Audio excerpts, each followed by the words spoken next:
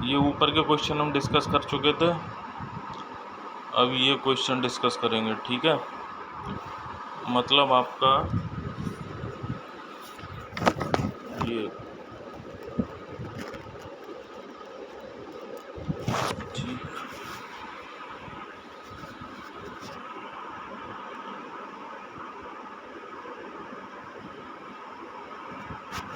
बात करेंगे 14 क्वेश्चन की। एनोड व कैथोड के 14 की बात कर रहे हैं हम। एनोड व कैथोड के मध्य न्यूनतम वोल्टेज जो थायरिस्टर को चालन मोड में लाने हेतु आवश्यक होती है। अब देखो, नी वोल्टेज आपको बता चुका हूँ। नी वोल्टेज वही होता है वो जहाँ से आपका जो कैरेक्टरिस्टिक कर्व होता था, वो आपका जो वहाँ से कर्व लेता था, मुड़ता था, ठीक है। वहाँ पे वो कंडक्शन मोड के थोड़ा जो ऑफ हो जाता था, वो वैली वोल्टेज और आपका ये पीक वोल्टेज मैं इससे पहले डिस्कस कर चुका हूँ। इन तीनों में से एनोड व कैथोड के मध्य न्यूनतम वोल्टेज नहीं था, ठीक है। ना नी वोल्टेज था, ना वैली वोल्टेज था आपका, ना पीक वोल्टेज था। तो आपका एक क्या बचता है, एक फिंगर वोल्टेज। अब फिंगर वोल्टेज की मैं बात करूं आपसे, तो सबसे पहले आपको थायरिस्टर के बारे में बताता हूं मैं थोड़ा सा, ठीक है। मतलब थायरिस्टर क्या है आपका, ये बेल रेगुलेटरी यूएसए में 1957 में बनाया गया था, ठीक है। मतलब इसके बाद भी थायरिस्टर के बाद बहुत सारी ऐसी आ चुकी हैं। अब थायरिस्टर आपके क्या हैं, triac, diac, silicon, control switch, GTO, RCT, PUT, ठीक है। मतलब इन सबको थायरिस्टर फैमिली बोला जाने लगा। मतलब थायरिस्टर एक सेमीकंडक्टिंगों का ऐसा परिवार जो एसी तथा डीसी सिस्टम में पावर कंट्रोल का कार्य करती है, ठीक है। और जो एचसीआर है वो इसका सबसे पुराना सदस्य है। तो ये क्वेश्चन आपका बन सकता है, थायरिस्टर फैमिली का सबसे इम्पोर्टेंट और पुराना मेंबर तो क्या है आपका एचसीआर। तथा तो हम बात करें फिंगर वोल्टेज आपकी क्या होती हैं, तो फिंगर वोल्टेज आपकी वह मिनिमम वोल्टेज है जो थायरिस्टर के एनोड व कैथोड के मध्य लगाने पर थायरिस्टर आपका कंडक्शन रीजन में आ जाता है, ठीक है। मतलब सुनो आप फिर से, वह मिनिमम वोल्टेज जो थायरिस्टर के एनोड व कैथोड के मध्य लगाने पर थायरिस्टर आपका कंडक्शन रीजन में आ जाता है, ठीक।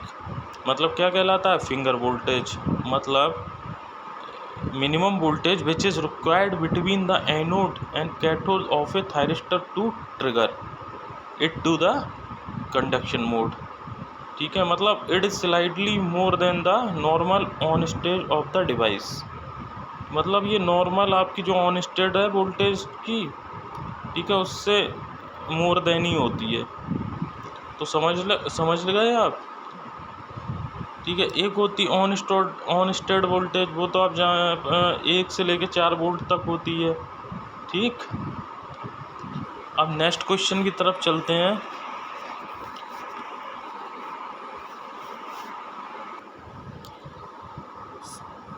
आपका 15 क्वेश्चन, ये सेल्फ कम्यूटेशन मुख्यतः प्रयोग किया जाता है। देखो रेक्टिफायर में ऐसा कुछ नहीं होता, ये एलिमिनेट हो गया, ठीक है। इन्वर्टर में भी ऐसा कुछ नहीं होता, एलिमिनेट।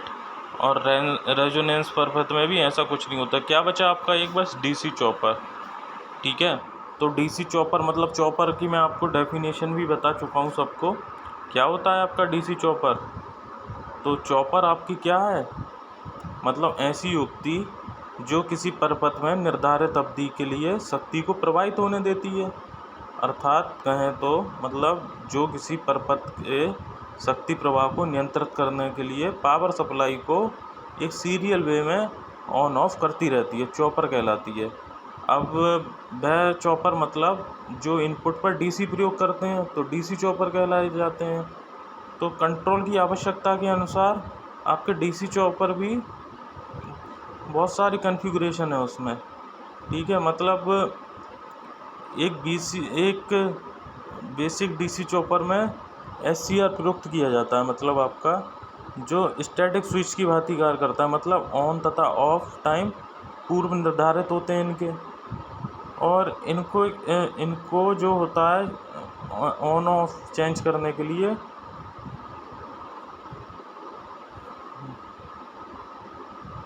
ठीक है, मतलब ऑन और ऑफ चेंज करने के लिए triggering circuit, commutating circuit use में होते हैं, जिससे आपका जो ऑन ऑफ की टाइम की वैल्यू चेंज होगी, एवरेज लोड की वैल्यू भी चेंज हो जाती है।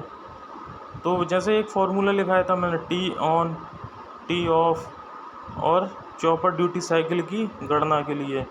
ये है देखो नीचे, इसमें क्वेश्चन भी है आपका चॉपर ड्यूटी साइकिल के लिए। क्या होता है वो 1/T, मतलब 1/T on plus T of. ठीक है,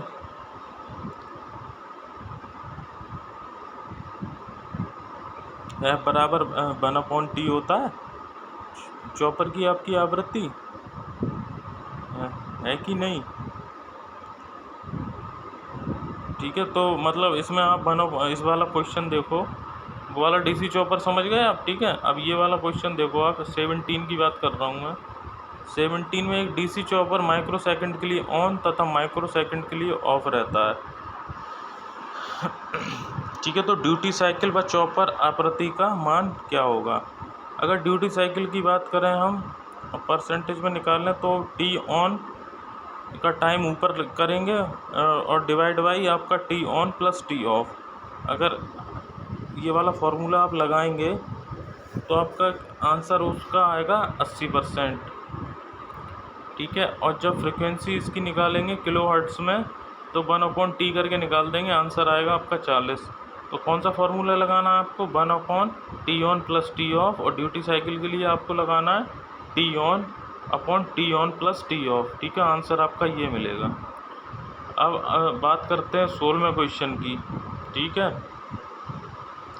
डीसी को एसी में कन्वर्ट करने की प्रक्रिया क्या कहलाती है, इसकी बात कर रहे हैं हम 16 क्वेश्चन की।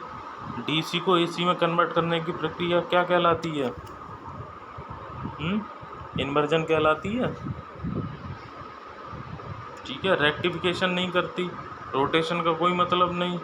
रेक्टिफिकेशन आप जानते ही हो क्या होता है, और एम्प्लीफिकेशन भी बढ़ा देती है। ये भी आपके देखो एलिमिनेशन से ये 3 आपके एलिमिनेट हो गए। कौन सा बच रहा है आपका, एक इन्वर्जन, है कि नहीं।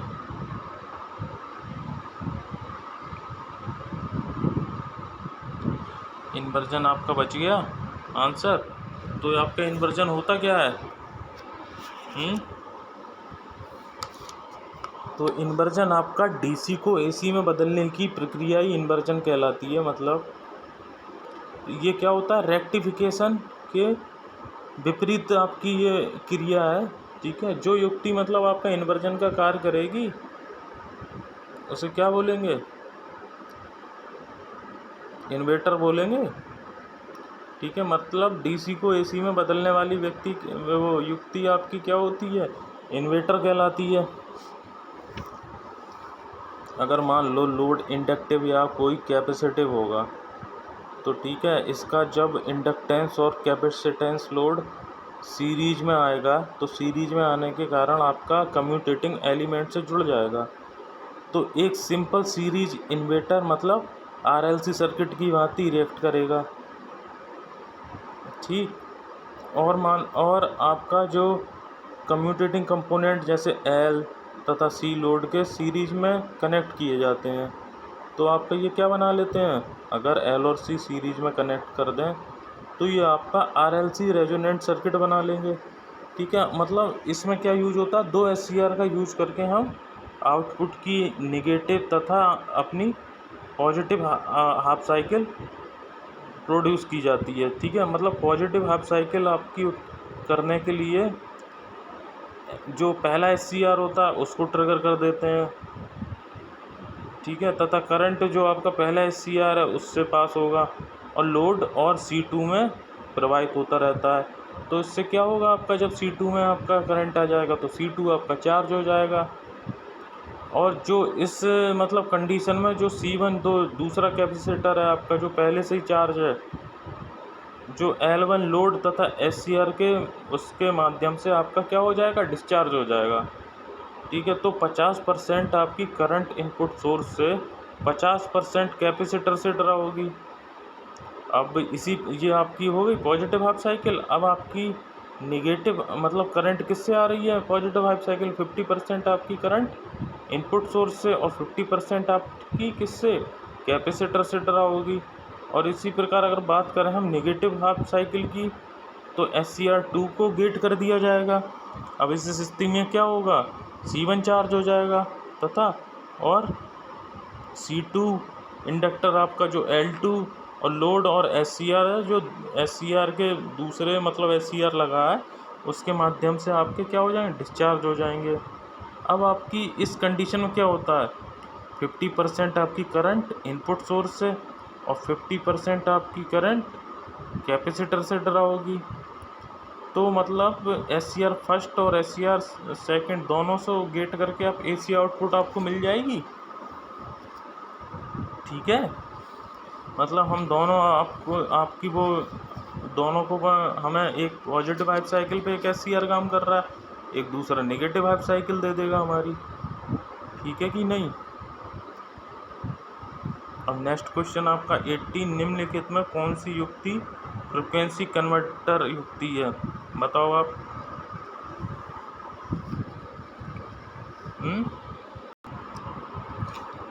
तो देखो, फ्रिक्वेंसी कन्वर्टर क्या रेक्टिफायर भी नहीं करता, SCR भी नहीं करता है आपका, और चॉपर भी नहीं करता है। क्या बचा? एक 3 चीज़ें हमें पता है। एक बचा आपका साइक्लो कन्वर्टर। तो यह मान लो आपको इसके बारे में पता भी नहीं है, फिर भी आपका साइक्लो कन्वर्टर क्या आंसर आपका ठीक हो जाएगा। ठीक, तो आपका जो साइक्लो कन्वर्टर है वो क्या होता है? साइक्लो कन्वर्टर आपका क्या है? मतलब जो किसी बिना इंटरमीडिएट लिंक के आवृत्ति को आपके एक स्तर से दूसरे स्तर पर कन्वर्ट कर दे। मतलब बोलें, साइक्लो कन्वर्टर जो बिना मध्यस्थ के आपके फ्रिक्वेंसी और साइकिल रेट को वन लेवल से अनदर लेवल पे कन्वर्ट कर दे। ठीक है, समझ रहे हो? मतलब जो AC की फ्रिक्वेंसी को आपको एक स्तर से दूसरे स्तर पर चेंज कर दे, वो आपका क्या है? साइक्लो कन्वर्टर है। तो अगर अब मैंने आप बताओ, साइक्लो कन्वर्टर का एक पहला क्वेश्चन ही, साइक्लो कन्वर्टर में कितनी ब्रिज होती हैं? तो आपका आंसर होगा साइक्लो कन्वर्टर में 2 ब्रिज होती हैं। ठीक है, तो इसमें अगर मैं बात करूं कितने SCR यूज होते हैं आपके?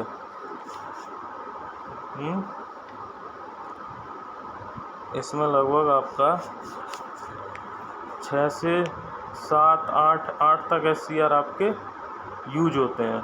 अब देखो, जो ब्रिज बनती है आपकी, पहली ब्रिज बनी तो पहली ब्रिज मतलब 8 SCR यूज हो रहे हैं आपके। तो पहली ब्रिज जो बनेगी वो आपका SCR फर्स्ट, सेकंड, थर्ड और फोर्थ, मतलब पहले 4 जो SCR आपके कनेक्ट होंगे मतलब एक पार्ट में, तो वो आपकी पहली ब्रिज का निर्माण कर लेंगे। और जबकि आपके दूसरे जो बाकी के SCR हैं, मतलब कौन से बचे? SCR 5, 6, 7, 8, वो आपका दूसरे ब्रिज का निर्माण कर लेंगे। अब देखो, 2 ब्रिज बन गए। इसका ये याद रखना कि साइक्लो कन्वर्टर में 2 ब्रिज बन गए। ठीक है, तो जो आपका ब्रिज फर्स्ट होगा वो आउटपुट की पॉजिटिव हाफ साइकिल बनाने का कार्य करेगी, और जबकि ब्रिज 2 होगा वो आउटपुट की आपकी नेगेटिव हाफ साइकिल बनाने का कार्य करेगी। समझ में आया आपको साइक्लो कन्वर्टर? तो फिर से बता रहा हूँ, मतलब साइक्लो कन्वर्टर क्या है? जो बिना किसी इंटरमीडिएट लिंक के आपकी फ्रिक्वेंसी को या साइकिल रेट को एक स्तर से दूसरे स्तर पर कन्वर्ट कर दे। मतलब जो आपकी AC की फ्रिक्वेंसी को एक स्तर से दूसरे स्तर पर चेंज कर दे। ठीक है, तो इसमें मैंने बताया था 2 ब्रिज बनते हैं। 2 ब्रिज किससे बनेंगे? दोनों, इसमें 8 SCR यूज हो रहे हैं, तो पहले 4 ब्रिज जो एक पार्ट में लगे होते हैं, ठीक है, वो पहले ब्रिज का निर्माण कर लेंगे। और जो दूसरे ब्रिज का निर्माण कैसे होगा? जो बाकी के बच्चे आपके 5, 6, 7, 8 SCR, मतलब बाकी के 4 SCR, वो आपके दूसरे ब्रिज का निर्माण कर लेंगे। तो ब्रिज आपके फर्स्ट की जो आउटपुट होगी वो आपकी पॉजिटिव हाफ साइकिल बनाएगी, और जो ब्रिज 2 आउटपुट की जो 2 की आउटपुट होगी वो आपका क्या बनाएगा? Negative half cycle. अब इसलिए हमें इसकी आउटपुट दोनों पे मिलने लगेगी, पॉजिटिव हाफ साइकिल पे और नेगेटिव हाफ साइकिल पे। ठीक है, आपको समझ में आया ये? ठीक है, अब नेक्स्ट क्वेश्चन देखते हैं।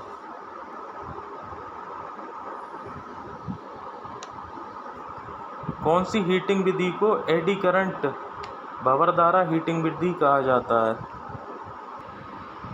पहला ऑप्शन है रेजिस्टेंस हीटिंग, दूसरा ऑप्शन है आपका इंडक्शन हीटिंग, ठीक है, और तीसरा है आपका डाइलेक्ट्रिक हीटिंग, और चौथा है आपका फर्नेस हीटिंग।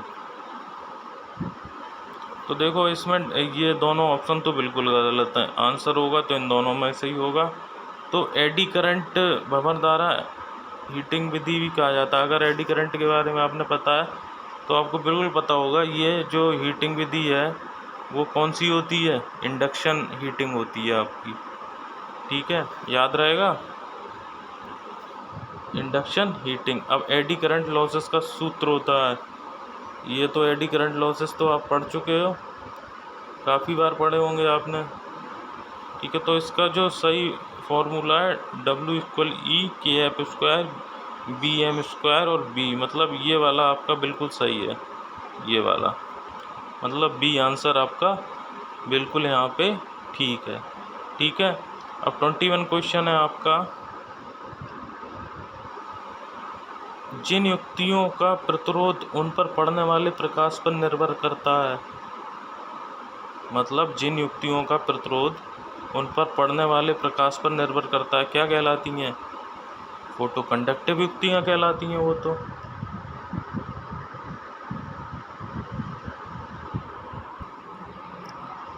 देखो इसका फिर से ये रिवाइज करते हैं अपना। एनोड व कैथोड के मध्य न्यूनतम वोल्टेज जो थायरिस्टर को चालन मोड में लाने हेतु आवश्यक होती है वो आपकी क्या कहलाती है? फिंगर वोल्टेज कहलाती है।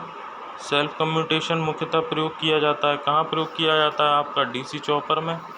और डीसी को एसी में कन्वर्ट करने की प्रक्रिया कहलाती है, ये क्या कहलाती है? आपकी इन्वर्जन कहलाती है, या इन्वर्टर बोल दो आप इसे। ये रेक्टिफिकेशन की जस्ट आपकी उल्टी होती है।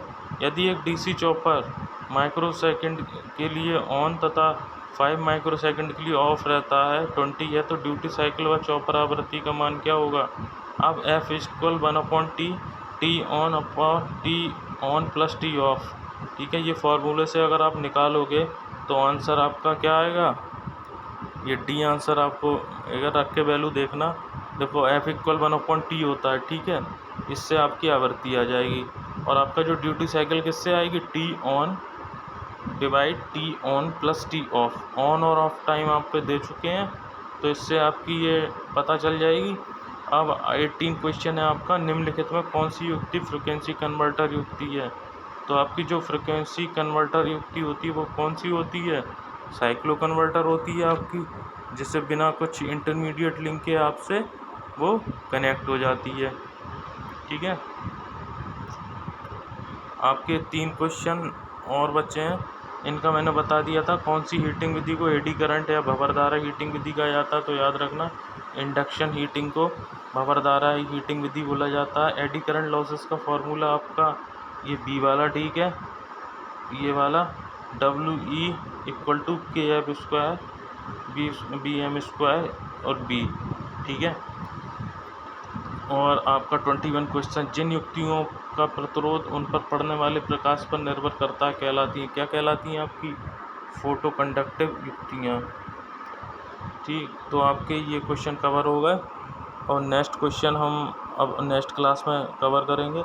मतलब जो मैं चीज़ आपको बता रहा हूँ, समझा रहा हूँ, उनको भी नोट करते रहें आप, तो वो भी आपके लिए काफ़ी हेल्पफुल रहेंगी, ठीक है। मतलब आप समझ रहे हो कि उसमें से भी MCQ आपको मिल सकते हैं, ठीक है। तो वो आप जो आपको इम्पोर्टेंट लगे उसमें से वैसे आप उसको नोट डाउन कर लें अच्छे से, ठीक है, ठीक है। नेक्स्ट क्लास में बात करेंगे।